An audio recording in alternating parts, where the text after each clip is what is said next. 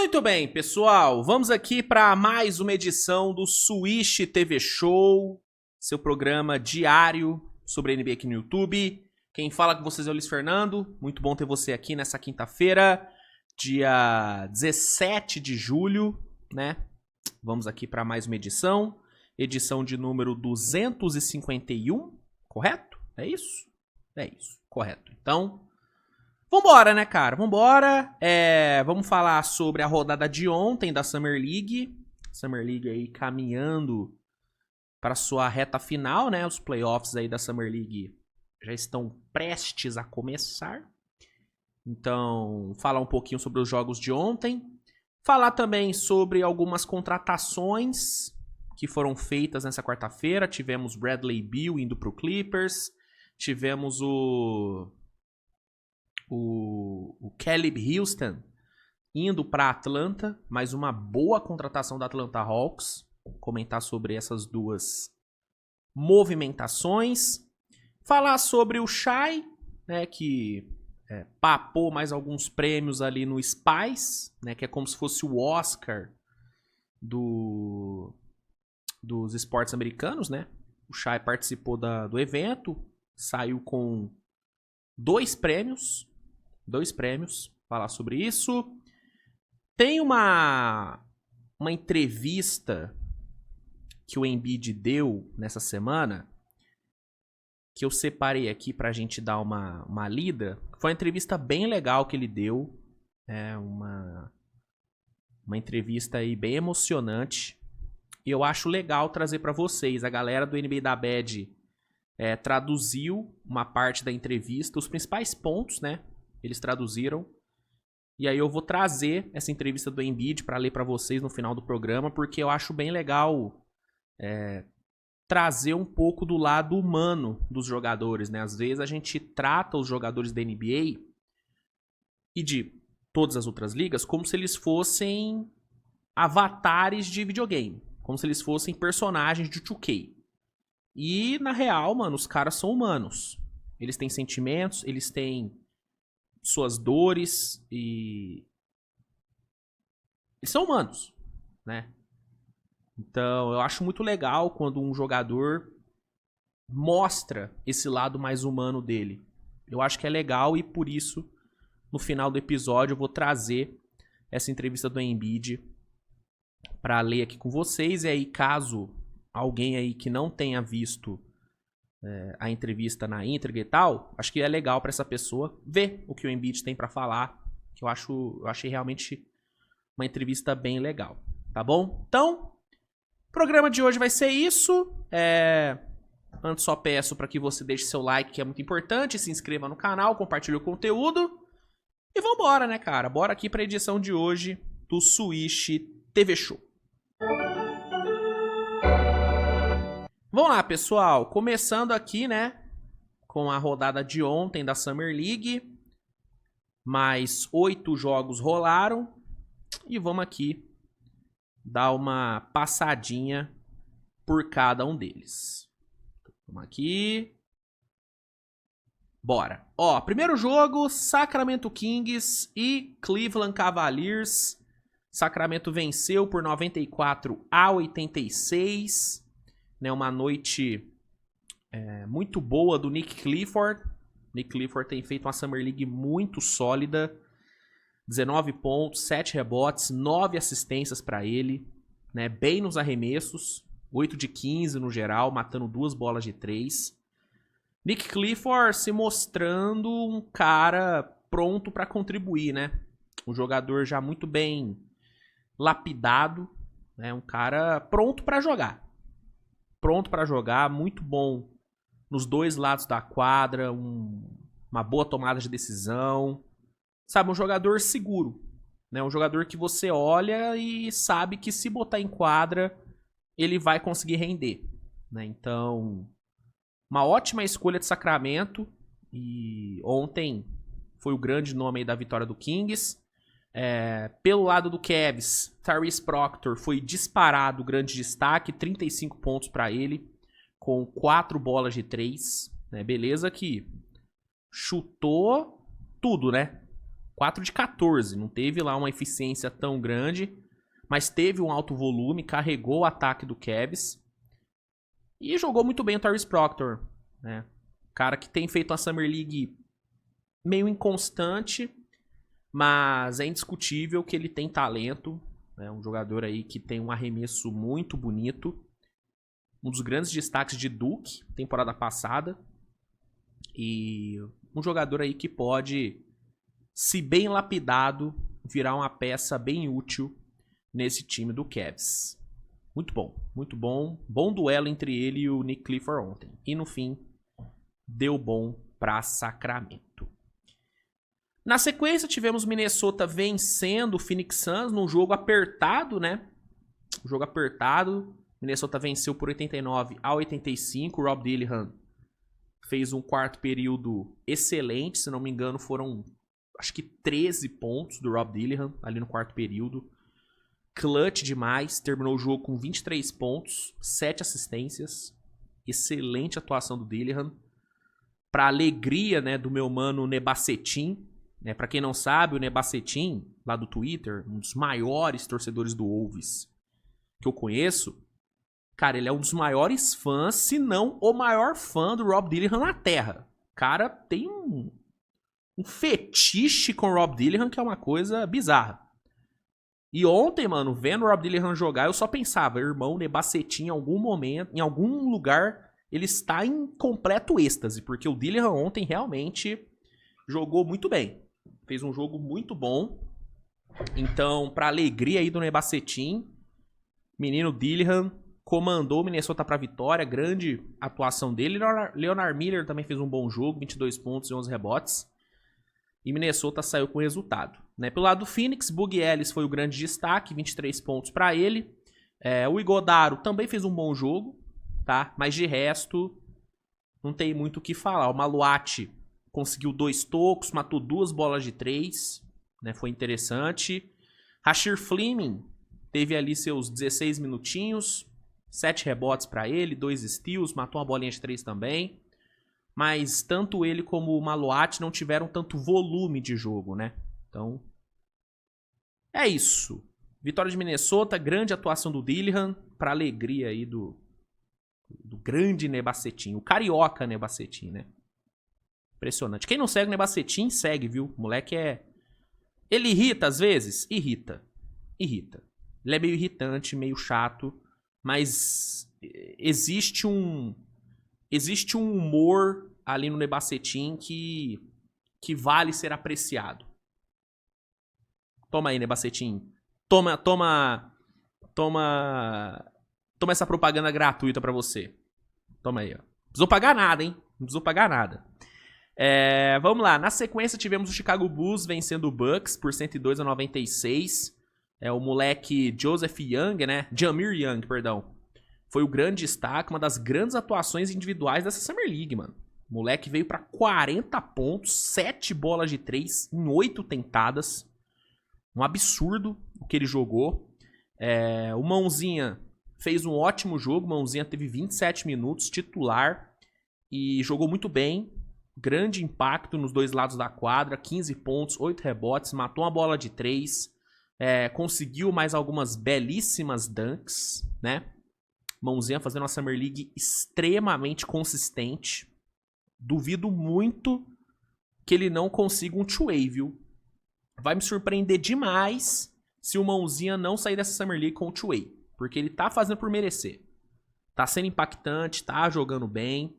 Ele e o Kawamura estão fazendo uma duplinha muito maneira. Os dois que se conhecem da época de Memphis. Então, esses 3 aí, cara, foram os grandes destaques do Bulls. O Freeman Liberty também jogou muito bem, tal. Lembrando que o Buzelis não deve mais jogar. Nem o Buzelis, nem o Noeseng devem jogar mais na Summer League. Então, Mãozinha, Jameer Young, aí, eles devem ser titulares pro restante da Summer League. Tomara que o nosso brasileirinho Mãozinha permaneça consistente. Pelo lado do Bucks, destaque para Chris Livingston. 23 pontos, 5 rebotes. Ele que teve o contrato dele renovado, se não me engano. Se não me engano, renovaram com o Chris Livingston. Jogador interessante. Jogador interessante aí que Milwaukee tem nas mãos. Mas ontem não adiantou, foram derrotados. Vitória aí do Bullzão da Massa. Seguindo, tivemos Brooklyn Nets e Orlando Magic fazendo um jogo bem legal. Duelo bem bom aí, que terminou com vitória do Brooklyn por 94-90. Belíssimo jogo do nosso mano Egor Demin. O russo Egor Demin jogou muito bem. Foram 4 bolas de 3 para ele. Ele que tem mostrado um arremesso muito interessante. Esse que era um dos seus pontos mais fracos, né? No pré-draft. Aparentemente virou um ponto positivo. Assim como o Ryan Dunn entrou no draft com o arremesso dele sendo totalmente contestado e ele melhorou e muito o arremesso, o Ryan Dunn do Phoenix Suns, parece que o mesmo tá rolando com o Egor Demin. O arremesso dele era visto como muito ruim e ele tá simplesmente arremessando maravilhosamente bem na Summer League. Jogando muito bem como esse 2 espaçador. O problema tá sendo nos momentos com bola na mão. Ele não tá conseguindo criar, não tá conseguindo mostrar o seu lado playmaker, que era a sua grande valência. Então a gente tá vendo um Egor Demin diferente. Sim, o Egor Demin da Summer League não tem nada a ver com o Egor Demin de BYU. É outro jogador. O Egor Demin de BYU era um armador, playmaker, um passador de alto nível, um cara para comandar o ataque. Esse era o Egor Demin de BYU que o Brooklyn selecionou. O Egor Demin da Summer League é um 2 até um 3, espaçador de quadra, catch and shoot, com arremesso extremamente confiável e com dificuldades para criar com a bola na mão. Então, assim, são 2 jogadores totalmente diferentes. E eu tô curioso para ver qual versão do Egor Demin a gente vai ter na NBA. Se vai ser o Egor Demin armador ou o Egor Demin 3D, né? Uma coisa que eu tô vendo muita gente falar, a galera lá da gringa, é sobre a possibilidade do Egor Demin virar meio que um Joe Ingles, né? Esse ala chutador de 3, né, com bom tamanho, com boa envergadura. Eu tô vendo a galera comparar ele com o Joe Ingles. Sendo que na época do draft, ninguém via ele assim. Então, é muito louco o que tá rolando com o Egor Demin. Mas, cara, ele tá jogando bem. Ele tá jogando bem. Ontem, na minha opinião, foi o melhor jogador do Nets. Foi decisivo, né? Matou 3 bolas de 3 ali no final do jogo. E comandou aí o time pra vitória. O Danny Wolf também teve uma apresentação interessante. De 18 pontos e tal. 4 assistências, 6 rebotes. Danny Wolf que tá tendo uma Summer League de muitos altos e baixos. E é isso. Vitória do Brooklyn. Orlando Magic não teve Jace Richardson e tal. Não teve Tristan da Silva. Mas teve Noah Penda jogando. Wendell Moore Jr. jogando. Teve aí uma galerinha. Mas não adiantou de nada. No fim, vitória do Netão. Não adiantou de nada assim, né? No fim, não saíram com a vitória. E o que importa é a vitória. Não tanto na Summer League. Na Summer League importa mais o desempenho da molecada. Mas vocês entenderam o que eu quis dizer, né? Enfim.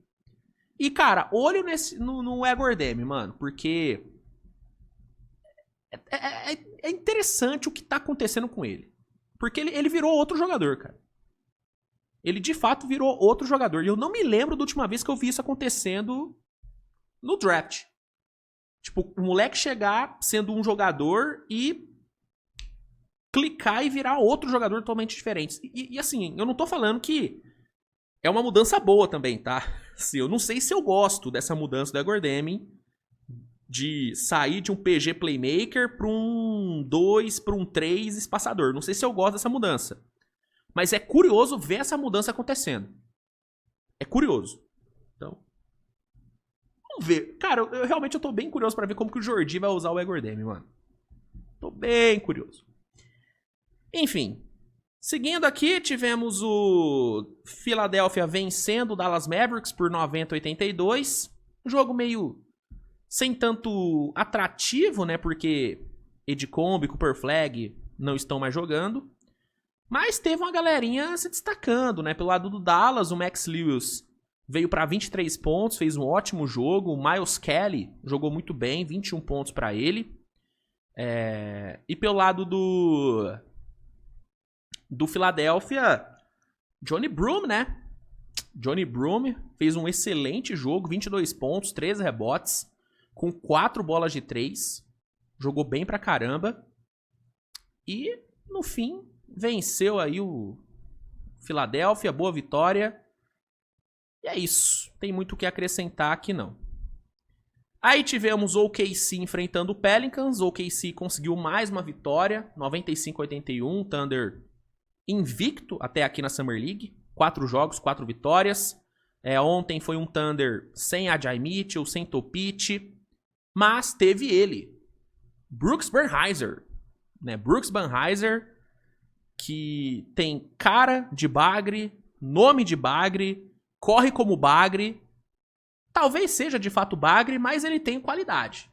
Tem qualidade, é um bom defensor. E ontem, ofensivamente, produziu muito bem ali na média e curta distância, mano. 19 pontos pra ele, foi o cestinha do Thunder no jogo. 9 rebotes, 2 tocos. Grande nome aí do Tandão. Que, mano, vai em busca do título.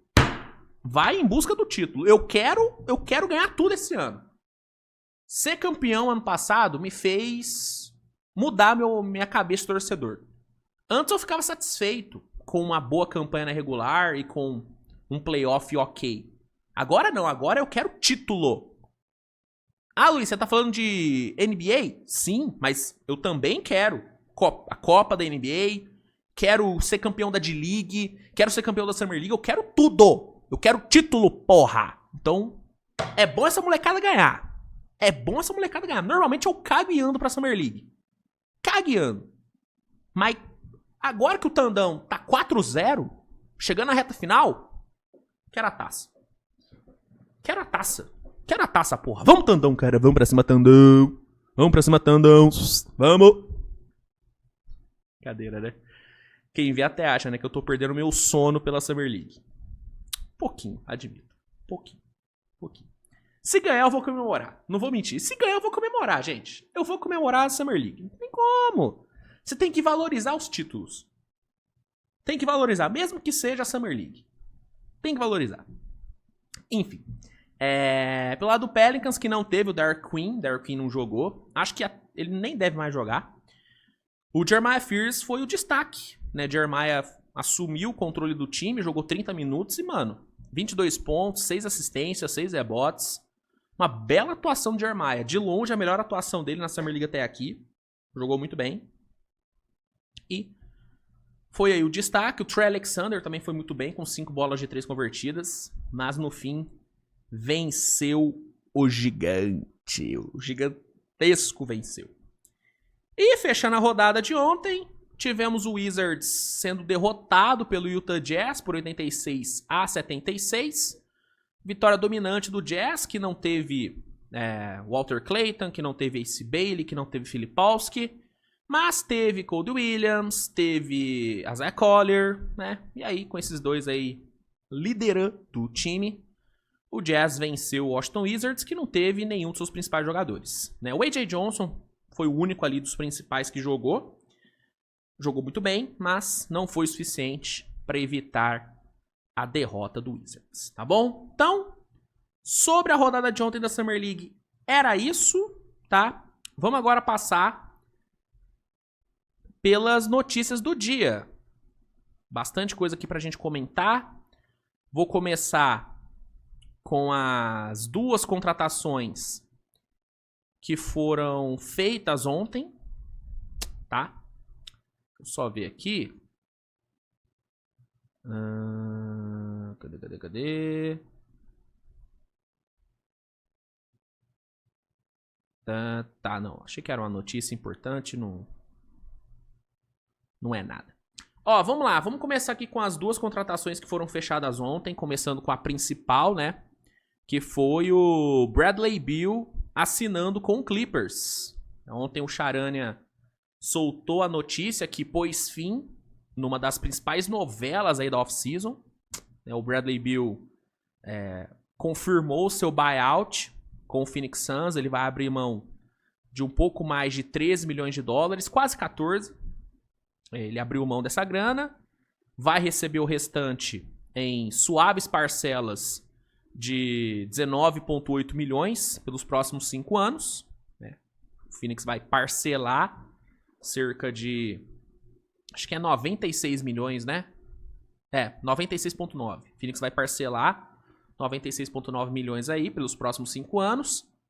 E aí, com o buyout finalizado, o Beal ficou livre no mercado e assinou com o Clippers por 11 milhões de dólares um contrato de 2 anos. Uma média de 5,5 milhões por temporada, um valor ridiculamente baixo. E é importante salientar que ele tem uma player option no último ano, o que é interessante pensando numa possível renovação.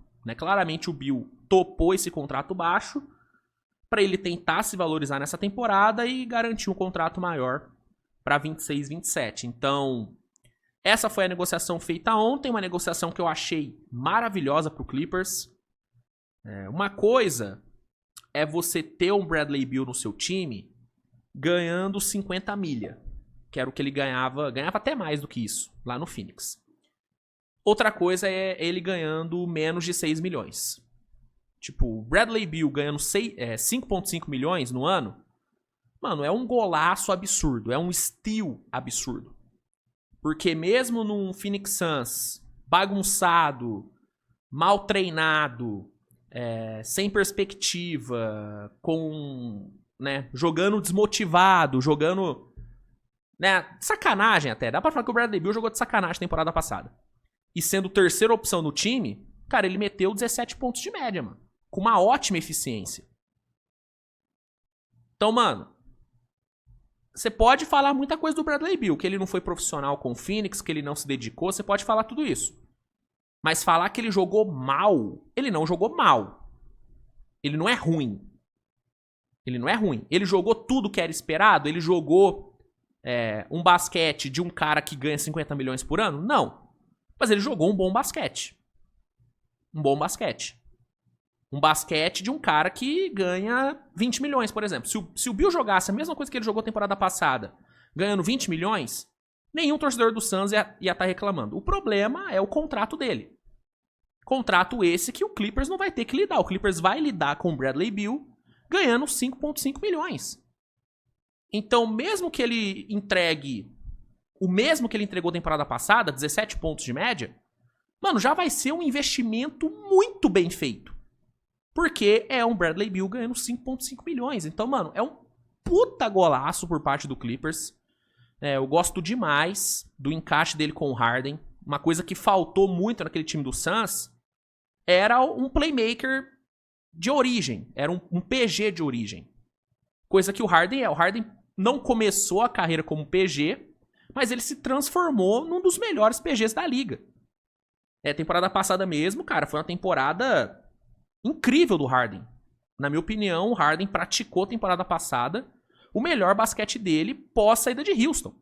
Beleza, o playoff dele foi uma merda, o jogo 7 dele foi horroroso? Foi. Mas a regular do Harden foi impressionante. E aí, tendo esse nível de playmaker jogando ao lado dele, tendo um Kawhi, tendo Zubat, tendo ali um banco bom e um treinador bem melhor do que ele teve em Phoenix, porque pra mim o Tyronn Lue, hoje, é consideravelmente melhor do que o Budenholzer. Mas consideravelmente melhor. Então, no ambiente mais competitivo e tendo essa necessidade de se provar pra conseguir um novo contrato, cara, eu acho que o Beal tem condições totais de entregar uma boa temporada. E por esse valor que o Clippers vai pagar, mano, puta investimento bem feito por parte do Clippers, uma baita oportunidade que o Clippers aproveitou. Perdem Norman Powell e trazem Bradley Beal. Pra mim, é um upgrade na posição. E um baita steal. Pro Phoenix, cara, é aceitar e admitir o erro, né? Você fazer o que o Phoenix fez com o contrato do Bill é você olhar pra sua torcida e falar, ó, errei e é isso aí. Vou arcar com o custo do meu erro. E qual vai ser o custo disso? Quase 20 milhões preso no seu cap nos próximos 5 anos. É isso que o Phoenix Suns vai ter que lidar. Vai lidar com dead money grande pelos próximos 5 anos. Mesma coisa que o Bucks vai ter que lidar em relação ao Damian Lillard. O Bucks é mais, né? O Bucks é 21, 22 milhões. No caso do Bill é um pouco menos, porque ele abriu mão dessa grana, né? De 3,8 milhões, e aí ele vai pesar 19,8 milhões aí no cap do Suns. 19,4, perdão. 19,4 milhões. Eu já falei que eu não sou favorável do buyout. Eu acho que o Phoenix não deveria ter feito buyout. Mas eu entendo porque o Phoenix fez. Eles queriam se livrar logo do cara. E no curto prazo, o buyout ele vai ter um efeito positivo pro Phoenix Suns. Porque com a saída do Bradley Beal e com o parcelamento do resto do seu salário, com a diluição, né, do resto do seu salário, o Phoenix vai abrir um espaço considerável no seu cap para essa temporada, né? O Phoenix, por exemplo, fica abaixo do First Apron, fica 2 milhões de dólares abaixo do First Apron e 8.6, não, fica 8.6 milhões abaixo do First e 20 milhões abaixo do Second Apron. O Phoenix neste momento não paga luxury tax. Não paga luxury tax, né? Então, assim, no curto prazo, o Phoenix vai ganhar uma mobilidade financeira interessante. A questão é que isso não vai durar muito tempo. Com a chegada de novos jogadores, com contratações e tudo, o cap do Phoenix vai de novo encher. E aí, mano, nos próximos anos, todo ano o Phoenix vai ter 19 milhões ali presos num cara que não tá no time. Num cara que vai estar num rival de conferência ganhando 5,5 milhões. Entendeu? Então, no curto prazo, cara, é até bom o buyout. A questão é que no longo prazo, isso vai ter um custo, isso vai ter um peso, né, aí, nas finanças do Phoenix Suns. Mas é o preço que se paga por querer se livrar de um jogador que você não quer. Poderia ter esperado? Poderia, mas aparentemente o Phoenix não estava a fim de esperar o contrato do Bill acabar. E é isso. É isso. Vai ficar com 19,4 milhões presos aí nos próximos 5 anos. E vamos ver o que o Suns vai fazer com essa flexibilidade que ganhou. Se for inteligente, dá pra aproveitar bem. Dá pra aproveitar bem. Tem o Malcolm Brogdon no mercado. O Chris Paul ainda tá no mercado, apesar de que a tendência hoje seria dele ir pra Los Angeles, mas ainda tá livre. Você tem o Kuminga que ainda não renovou com o Warriors. Então tem opções. O Phoenix tem opções. E agora, além de ter opções, tem flexibilidade financeira. Vamos ver se o Ishibia vai fazer bom uso dessa flexibilidade, né? Vamos ver. Seguindo aqui, temos uma outra contratação que foi feita ontem, que foi o Caleb Houston indo para Atlanta, né? Contratinho de 1 ano, aparentemente é um contrato de veterano. Vai jogar em Atlanta, vai reforçar o banco de Atlanta, trazendo arremesso. Acho uma boa contratação de Atlanta. Atlanta fazendo ótimos movimentos no off-season até aqui, adicionando mais profundidade. Cara, baita off-season de Atlanta e mais ajuda pro Trae Young. Trae Young não para de receber ajuda. Muito bom, cara. Fico muito feliz de ver o Hawks finalmente investindo na sua estrela, ajudando a sua estrela. Isso é muito importante. Eu gosto bastante do Caleb Houston, inclusive. Acho um jogador bem útil. Aí, né, tivemos ele, menino Shai, ganhando mais algumas taças. Né? Ontem rolou o Spice, que é o Oscar do esporte americano. Um evento de gala, um evento, né, maravilhoso. O Shai, inclusive, estava muito bem vestido. Deixa eu ver se eu arrumo aqui uma imagem aqui do Shai ontem. Pô, o Shai ontem tava na beca. Cadê? Aqui, ó. Pô. Brincadeira o que ele tava. Pô, irmão. Pô, tá que pariu, irmão. Tente achar alguém com mais molho que o Shai e fale miseravelmente. Não tem como. O cara tem muito molho. Muito molho. Puta que pariu. E aí ontem rolou o Spies e o Shai venceu 2 prêmios. Ele venceu o prêmio de jogador da NBA do ano e o prêmio de melhor jogador geral, né? Melhor atleta geral. Ele ganhou de Saquon Barkley, ganhou do Josh Allen, ganhou do Ohtani da MLB, ganhou de uma galera, porra, pesada, né? Então, mais 2 prêmios individuais aí pra teleira do Shai, pra coroar uma temporada mágica, né? Quando eu falo que a temporada do Shai foi uma das coisas mais impressionantes dos últimos anos, não é exagero, mano. O cara fecha a temporada, rapaziada, tendo título, MVP das finais, MVP do Oeste, MVP da regular, cestinha da temporada, foi seed 1, né, da NBA, melhor time da NBA, e ganha, né, atleta do ano no Spies. Ganhando de caras como Josh Allen, Saquon Barkley. Eu achei que o Saquon Barkley ia ganhar, inclusive, tá? Porque a temporada do Saquon Barkley foi inacreditável que ele fez no Eagles. Mas o Shai foi lá e ganhou. Então, mano, uma temporada mágica do homem canadense aí. Porra. Que ano ele teve. E muito legal ver o menino aí sendo premiado. Me deixa muito contente, né? Deixa o meu coração quentinho. Deixa meu coração quentinho. Não vou mentir. Fiquei muito feliz. Então, tivemos aí a premiação do Desculpa Pai, eu vi o Shai. E aí, rapaziada, pra gente encerrar o programa de hoje, eu separei aqui essa postagem do NBA da Bad, que é a tradução de alguns trechos de uma entrevista bem emocionante que o Embiid cedeu.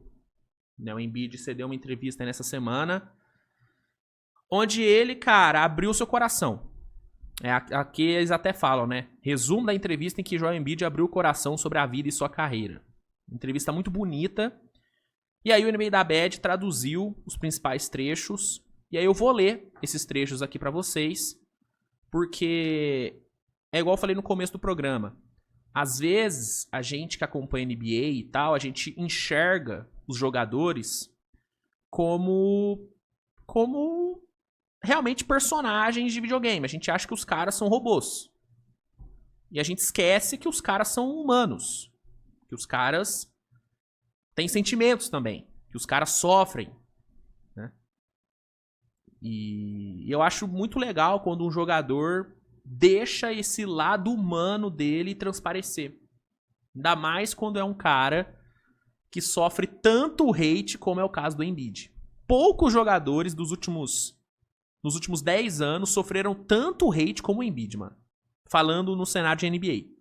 É surreal, cara. É surreal o quanto de gente que odeia o Embiid, que tem hate em cima dele. E talvez essa entrevista... Não tô falando que o hater vai deixar de ser hater. Mas talvez com essa entrevista os haters comecem a olhar pro Embiid de um jeito diferente. Comecem a entender um pouquinho mais o Embiid. Mas vou aqui ler, e aí você aí que odeia o Embiid, você tira a sua conclusão no final. Eu admito que a primeira vez que eu li, eu já li isso aqui já, tá, gente? Mas eu vou ler aqui de novo. A primeira vez que eu li, cara, mano, me emocionei, cara. Porque ele fala coisas bem fortes, fala do irmão dele, enfim. Então, se prepara aí. A galera mais sensível, já pega um lencinho, deixa do lado, porque, mano, são falas bem fortes do Joel Embiid. Vambora.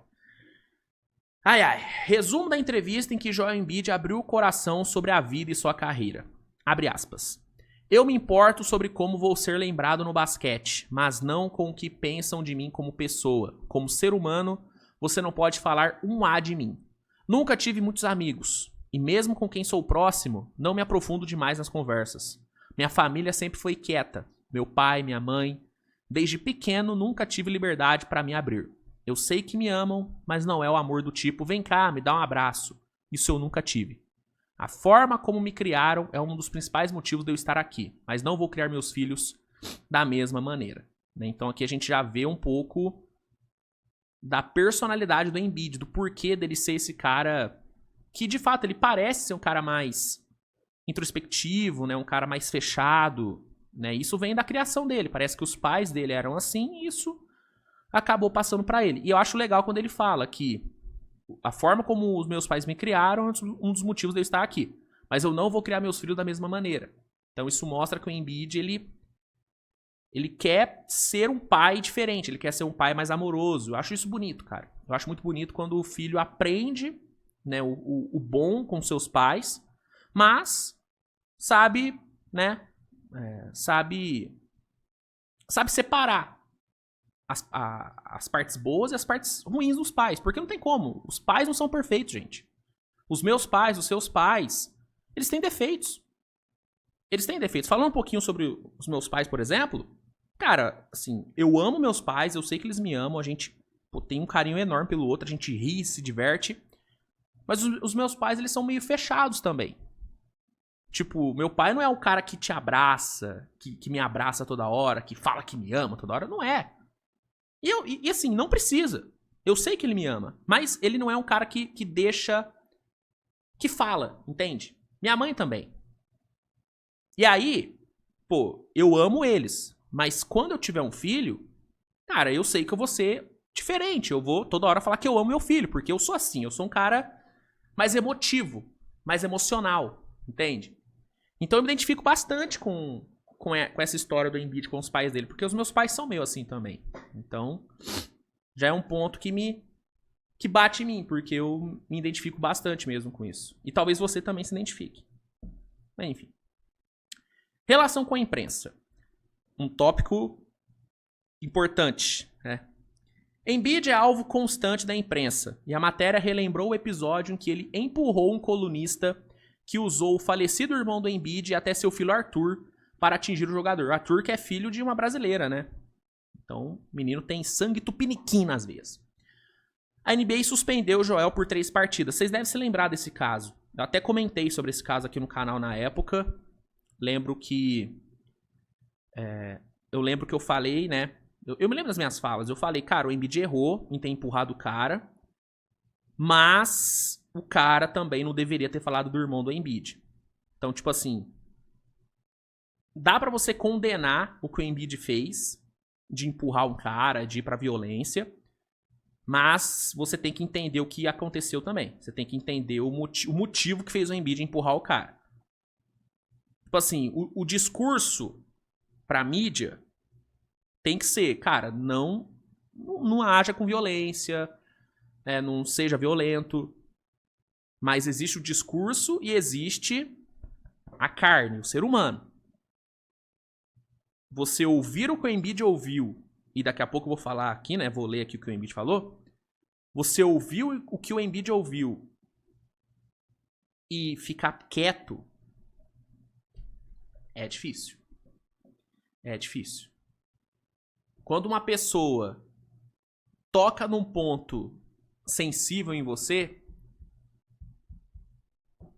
é aquilo, nem todo mundo tem sangue de barata.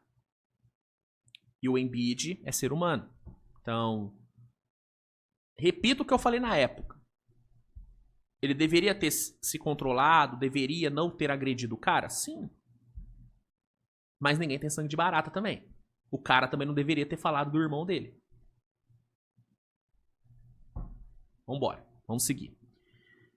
Não ligo se a NBA me multa em 1 milhão, 2 milhões, 5 milhões, 10 milhões. Se ele viesse pra cima de mim, eu empurraria de novo. Embiid até hoje se culpa por ter deixado o irmão em Camarões para ir jogar basquete nos Estados Unidos. O empresário de Embiid ligou pro jogador na noite em que o irmão, também chamado Arthur, morreu. Né? O nome do filho do Embiid é em homenagem ao irmão dele. Joel, enquanto chorava, dizia: a culpa é minha, eu sou um merda. Então o Embiid ele se culpou muito pela morte do irmão dele. E aí chega o jornalista e usa o nome do irmão dele pra criticar o Embiid, saca? Né? O cara tava criticando o Embiid e usou o nome do irmão dele. Isso não se faz, cara. Isso não se faz. Não se faz. E, cara, o Embiid, dá pra ver na fala do Embiid que ele sente esse remorso ainda, né, mano? Forte, cara. Forte pra caralho isso aqui, mano. Os familiares de Embiid queriam acompanhar o draft de 2014 juntos, mas ele foi aconselhado a não viajar de avião, pois tinha recém-operado o pé. Lembrando que o Embiid, quando ele foi draftado, ele tava machucado, por isso que ele nem jogou a primeira temporada dele. Ele ficou em Los Angeles na casa do empresário. O irmão Arthur ficou na costa leste. O acidente que tirou a vida de Arthur aconteceu 4 meses após o draft. Ele e Joel não se viam há 3 anos. Abre aspas. Nunca vai mudar. Eu ainda sinto a dor. Então, mano. Cara, forte, né, velho? Forte. Cara. Tipo assim, o Embiid não teve culpa na morte do irmão dele. Mas por ele não estar presente com o irmão, por ele não estar ao lado do irmão, ele se culpa pra caralho, mano. Isso é muito forte, mano. Lidar com essa parada. Mano, você tá louco, velho. Não consigo nem imaginar, mano. Nem imaginar. Você tá louco, velho. A confusão com o colunista aconteceu porque alguém no vestiário vazou a informação de que Joel Embiid foi cobrado por Tyrese Maxey devido aos atrasos nos treinos e por desmotivar o elenco. O colunista usou isso para atacar Embiid, citando o irmão e o filho de Joel. Eu descobri quem vazou a informação, mas o passado é o passado. Só vou dizer uma coisa. É difícil estar cercado de pessoas que fazem esse tipo de coisa. Aí eu volto no assunto da confiança. Se você trai a minha confiança, não participo mais das reuniões da equipe. E aí o repórter tenta tirar do Embiid quem foi que vazou a informação, porque a informação da cobrada que o Maxey deu nele saiu do vestiário do Sixers, então foi algum jogador. Tá, aí o repórter fala: parece então que essa pessoa ainda está no elenco. Aí o Embiid fala: não sei. Aí o repórter fala: qual foi, Joel? Você sabe quem está no elenco. Aí o Embiid fala: a free agency começou, não sei o que está acontecendo. Aí o repórter: então talvez essa pessoa não esteja mais no elenco na temporada que vem. Aí o Embiid falou: não, talvez ainda esteja. Então, mano, foi alguém do time e é alguém que talvez esteja lá no elenco ainda. E aí é o que o Embiid falou. O Embiid ele tem essa questão da confiança. Se o cara trai a confiança dele, acabou pro Embiid. E aí é foda. O vestiário é complicado, mano. O vestiário é sagrado, mano. O vestiário é sagrado. O que acontece no vestiário tem que ficar no vestiário. E quando sai, é um elo que se rompe, mano. Pra juntar de novo é foda. E dá pra ver que o Embiid não esqueceu. Ele não esqueceu. E fica a dúvida, quem é esse cara que vazou? Qual o jogador que vazou isso? E por que o cara vazou isso? Por que o cara fez uma coisa dessa? Porque o cara que vaza uma informação dessa, ele sabe o efeito que vai ter. É total jogar contra o time. É jogar contra o próprio time, né? É uma loucura. Começo da carreira. Joel começou a levar a sério o basquete somente aos 16 anos, parecido com o Maluati, né? Que foi draftado agora pelo Suns. Após uma peneira em sua cidade, ele deixou a família em Camarões apenas 2 meses depois, e sua ascensão rápida foi praticamente um milagre. No ensino médio, morando na casa de uma host family nos Estados Unidos, Joel Embiid mentia para os pais no telefone. Ele insistia que estava bem, mas se sentia sozinho. Abre aspas. Foi estranho para mim. Eu cheguei lá e uma das primeiras coisas que vi foram armas. Embiid não sabia que as pessoas moravam com tantas armas em casa. Eu acho que ninguém entende meu ponto de vista. Era por isso que eu era reservado. Eu gostava de ficar no arquivo, trancava a porta, eu tinha medo. E aí você imagina, né? Uma criança saindo do seu país, indo para um país totalmente diferente, com uma cultura totalmente diferente. Mano, lidar com isso tudo, mano, sem falar o idioma, saca? Longe dos seus pais. Puta, mano, é muita coisa pra um adolescente lidar. É muita coisa. Você tá louco. O basquete era a consolação de Embiid, mas ele não percebeu o talento que tinha. Fred Bitondo, amigo de Joel Embiid e ex-companheiro no ensino médio, relembra, abre aspas. Ele me dizia, se o basquete não der certo, vou estudar por 4 anos e encontrar um emprego. Eu respondia, você tá destruindo a gente nos treinos, que conversa é essa? Na faculdade, Embiid tinha certeza que passaria 5 anos jogando. Após uma temporada, ele já era cotado no topo do draft da NBA. Mesmo assim, Joel queria ficar mais tempo na faculdade. Eu achava que não merecia, só tinha a média de 11 pontos, não sabia muito sobre basquete nem sobre o sistema, né? Então o Embiid ele não entendia o potencial que ele realmente tinha, né? Porque se você pega os números do Embiid em Kansas, foi em Kansas que ele fez faculdade, né? Foi em Kansas. Cara, não são números que impressionam, mas o que fez o Embiid ser tão bem cotado era o potencial físico que ele tinha. O tamanho, a envergadura e o refino técnico que o Embiid tinha. Muitas vezes, cara, não são números que elevam um prospecto. São características, potencial. Entendeu? O Wembanyama, por exemplo. O Wembanyama, ele tinha números impressionantes na Liga Francesa? Tinha. Mas o que realmente fez o Wembanyama virar esse fenômeno na época do draft, fazer todo mundo ficar louco por ele, era o físico, era o refino técnico que ele tinha. Né? As intangíveis. E o Embiid, ele não tinha muita noção disso, por isso que ele achava que, pô, esse pau vou ter que ficar aqui mais alguns anos, né? Não sei se eu sou tão bom assim. Foi top 3 do draft, e se ele não tivesse machucado, ele teria sido a primeira escolha do draft dele, sem nenhuma dúvida. Sem nenhuma dúvida. A fama de preguiçoso. Joel Embiid relembra a fama de preguiçoso que tinha nos primeiros anos da liga. Muitas pessoas ainda tocam nesse assunto, falam do que eu fazia quando era novo, no segundo ou terceiro ano da liga. Eu comecei a jogar aos 16 anos, ninguém chega à minha posição sendo preguiçoso. Eu comecei mais tarde que todo mundo, tive que aprender rápido o jogo. Me mudar para um novo país, sem falar o idioma, precisei aprender uma nova cultura, me ajustar a uma nova realidade. Tentar ser eu mesmo, e isso não aconteceria se eu não tivesse focado. Ele também respondeu se às vezes é mal interpretado. Olha as narrativas que criam, eu não invento desculpas, eu me machuco todo ano, e todo mundo sabe disso, é a verdade. Você acha que se eu estivesse 100% eu não teria uma chance de ser campeão? E se eu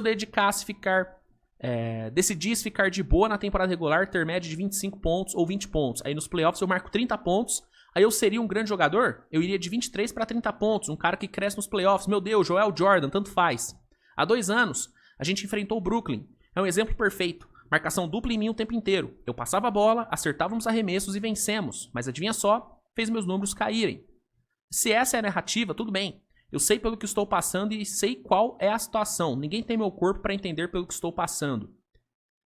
E esse é um ponto, né, cara? A galera realmente tem essa narrativa de que o Embiid é preguiçoso. Eu nunca comprei a narrativa do Embiid ser preguiçoso.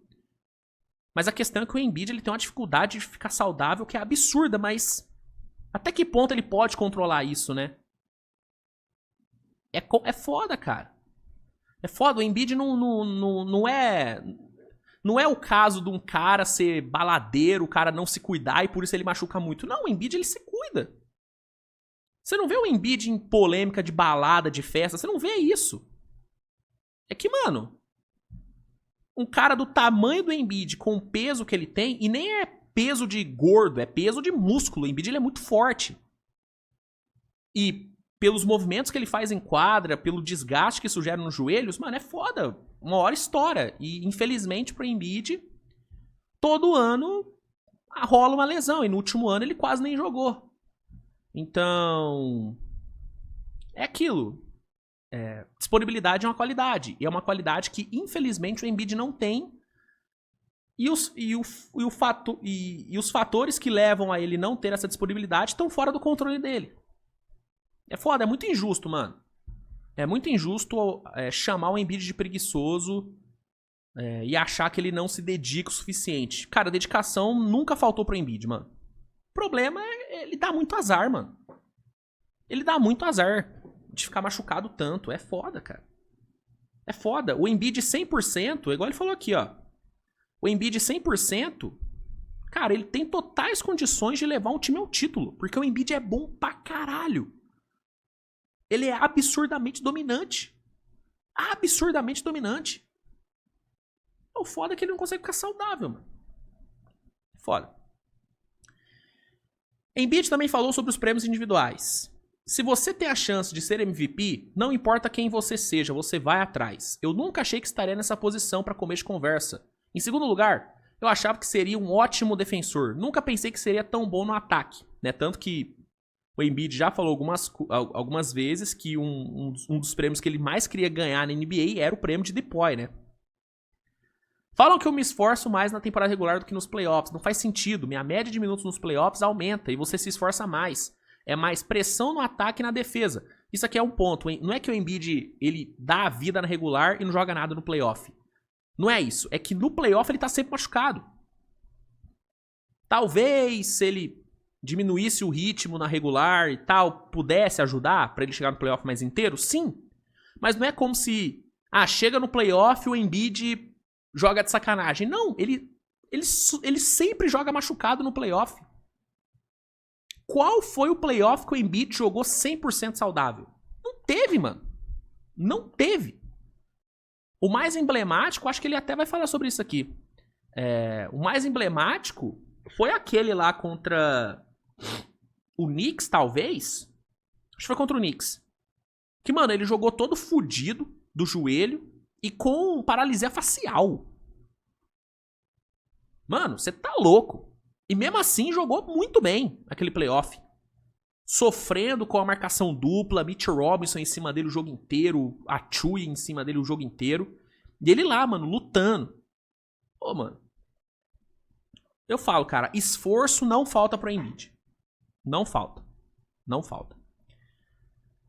Atritos com os Sixers. Embiid pensou em desistir do basquete logo após ser draftado por conta da morte do irmão. Lesionado, sem poder jogar a primeira temporada e sem o irmão, Joel estava passando por uma crise e estava de luto. Ele só jogava videogame, a dieta estava desregulada e ele mal dormia. O pé não estava melhorando, não conseguia jogar basquete.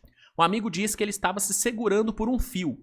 A relação com os Sixers piorou e ele achou que tinha algo de errado com a lesão. O time julgou que era preguiça, segundo múltiplas fontes.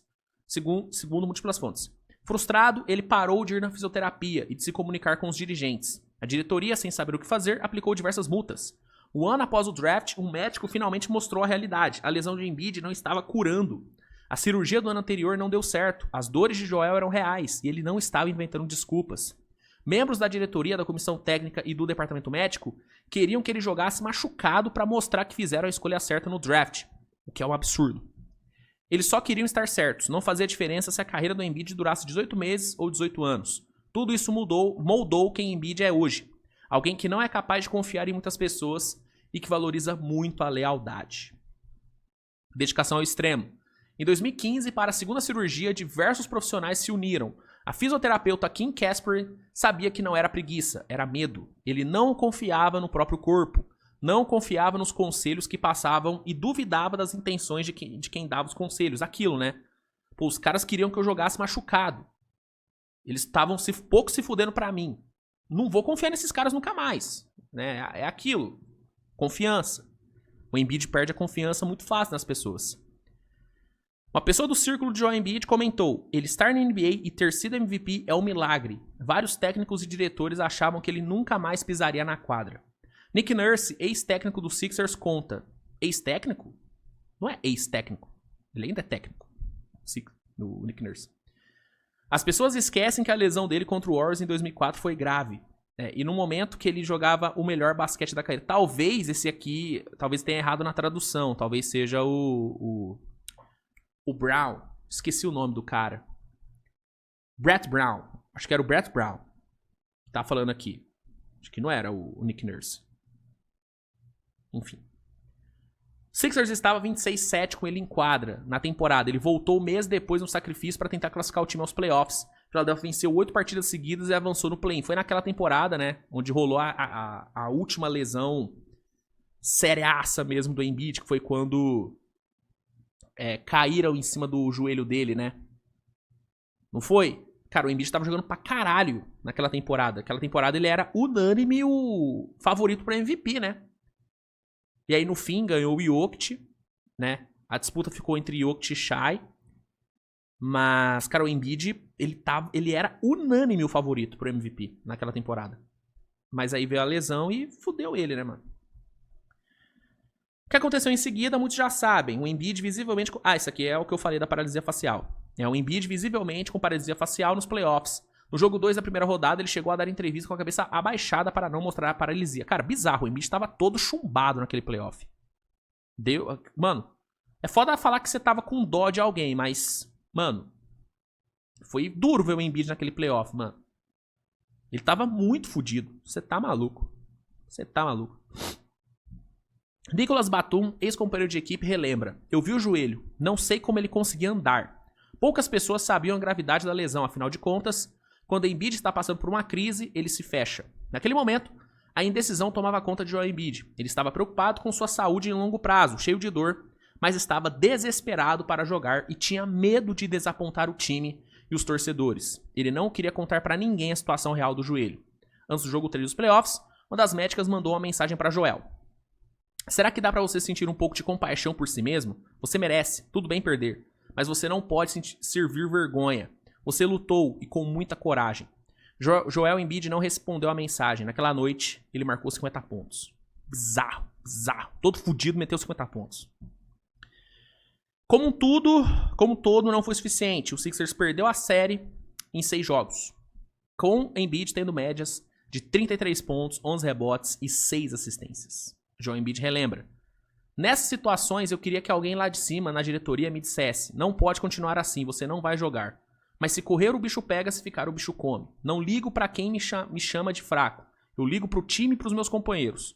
Nunca quero desapontar eles. E isso volta à terapia, sobre não querer desapontar as pessoas. Mas no fim das contas, quem tomou a decisão fui eu. Tenho que viver com isso. Eu posso até dizer que estou mudando, mas eu me conheço. Duvido que vai acontecer. Eu sempre quero jogar. Então o Embiid deixa claro que se rolar a situação dele ter que jogar no sacrifício, provavelmente ele vai querer jogar no sacrifício de novo. Mano, o Embiid tem um coração do caralho, mano. Pô, tá maluco. Tem bastante coisa aqui ainda, tá, gente? Mas já é o último tópico. Novas lesões e conflitos.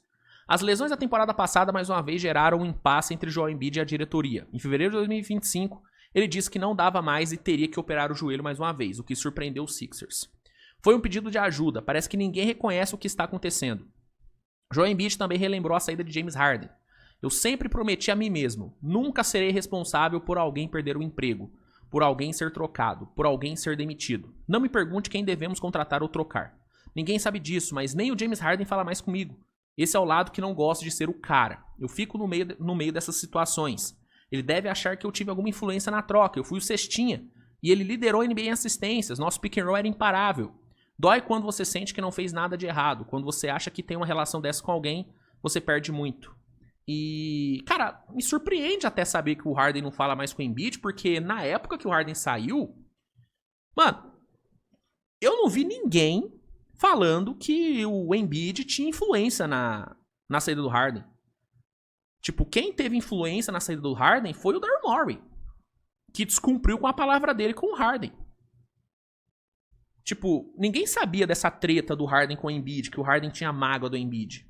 Por isso que me surpreendeu muito quando eu li isso. Porque o Embiid não parece ser esse cara que força a saída dos seus companheiros. O único caso onde o Embiid meio que deu uma queimada num companheiro de time foi no caso do Ben Simmons, né?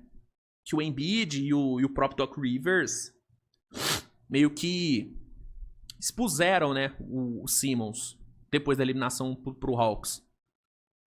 Mas naquele caso mesmo, quem realmente teve impacto na queimação do Simmons foi o Doc Rivers. A fala do Doc Rivers foi muito mais danosa pra reputação do Ben Simmons do que a do Embiid. Então, esquisito. Pô, James Harden, fala com o cara, pô. Pô, realmente, mano, os dois juntos, velho. Beleza. Fizeram um jogo 7 patético contra o Celtics, não ganharam nada, mas, mano, o pick and roll desses dois caras era uma coisa impressionante. E muito do MVP do Embiid foi por conta do Harden, tá? E ver os dois não se falando, pô, mano, é meio triste, né, cara? Meio triste.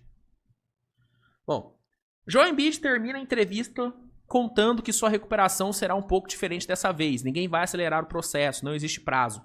Não sei o que a diretoria vai achar, eu só digo que são negócios. Os resultados importam. Se eu voltar cedo demais e não estiver 100%, adivinha só, vocês não vão vencer.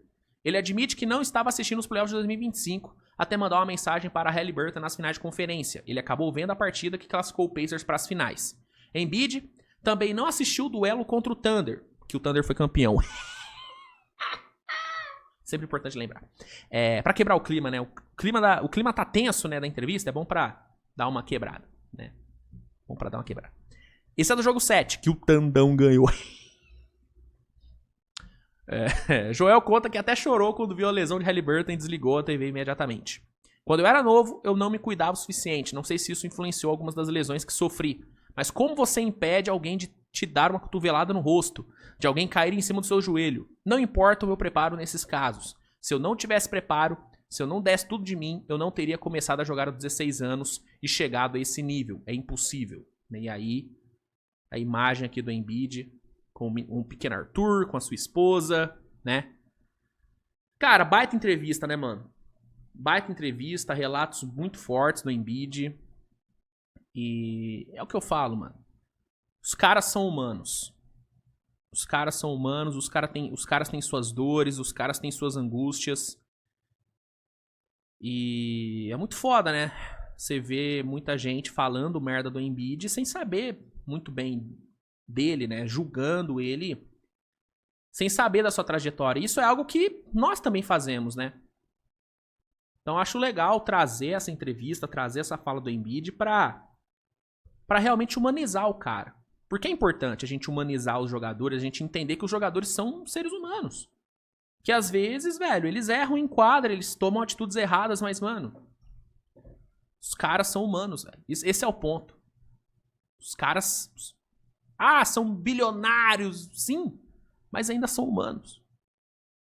O Embiid tem seus demônios, o Embiid luta contra os seus demônios, assim como eu luto, como você luta, né? Então, acho legal trazer isso pra realmente mostrar pra vocês que os jogadores não são personagens de 2K. Sacou? Importante ter isso na cabecinha. Importante. Enfim, com essa pedrada do Embiid, eu finalizo aqui a edição de hoje do programa. Espero que você tenha curtido. Se gostou, por favor, deixe seu like, que é importante. Se inscreva no canal se não for inscrito. Compartilhe o conteúdo, né? Que é sempre legal. E é isso, né, gente? Obrigado a todos aí pela audiência. Grande abraço e até a próxima. Tchau.